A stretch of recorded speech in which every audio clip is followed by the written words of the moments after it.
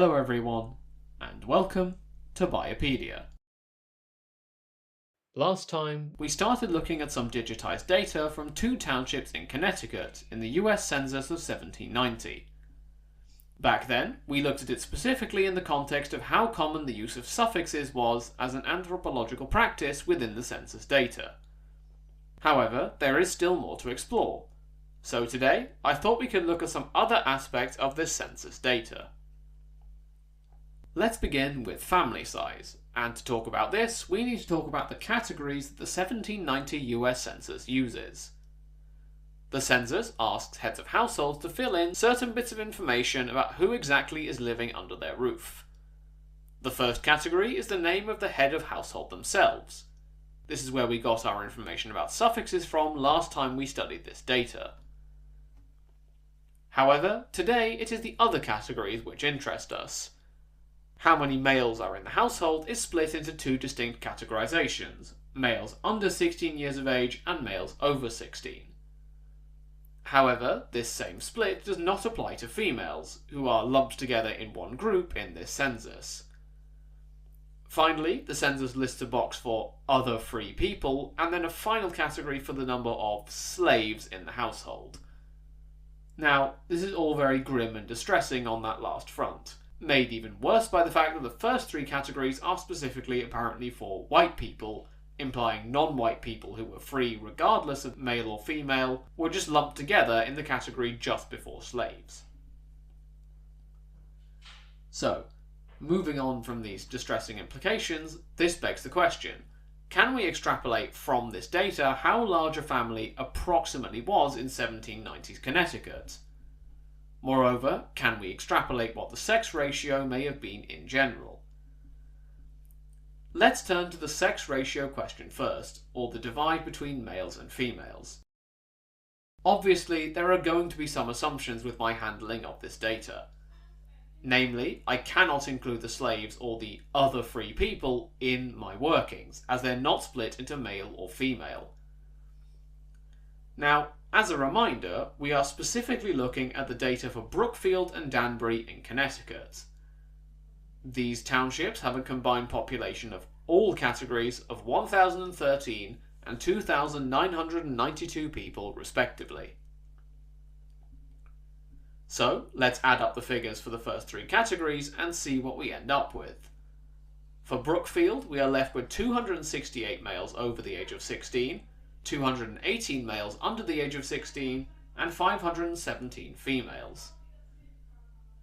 For the sake of completion, we also have 7 other free persons and 3 slaves. Over in Danbury, we have 767 men over the age of 16, 695 males up to the age of 16, 1,488 females, 20 other free persons, and 22 slaves. Let's focus now on just the first 3 columns. In total, across both townships combined, we have 1,948 males, adding up males both over and under the age of 16. We also get 2,005 females. In other words, what we see here is that the numbers are tilted slightly towards women in terms of the sex ratio. This is all well and good, but let's get some actual statistics involved. I ran a chi-squared test against these numbers in R to test the probability that this deviation occurred by chance or else was statistically significant. This test returned a p-value of 0.3646. Now, this is larger than the 0.05 figure, or 5%, which we would need to accept there's a statistically significant deviation from the 50-50 split we would accept to see. In other words, there would only be a roughly 36% chance of this occurring by some means that wasn't just random. So, there is a difference in the number of males versus females in our sample, but not a statistically significant one. I'll leave a reference to both R and the website I used for the relevant code in the episode description. So, that's the sex ratios of this data covered. Next, let's look at family size. Again, I need to talk about the assumptions going on in this analysis. For the sake of simplicity, I'm just going to look at the recognised male and female population again. I am also going to assume, as a blanket assumption, that we have one man and one woman acting as head of the house, with the rest of the people in the household being their children. Now, it goes without saying this is far from perfect as a blanket system, as it is possible there are people from the other categories, so other free persons and slaves, who had children with people of the household. In the case of the latter, we do see this with people like Thomas Jefferson, for example. Additionally, there may be people who are unrelated or not specifically children of the heads of household living in the household. They could be, for example, siblings, tenants, or elderly dependents. In addition, we sometimes get people in the census who are listed as, for example, Elnathan Sr., I have no idea how you pronounce that, and Elnathan Jr., who live in separate households.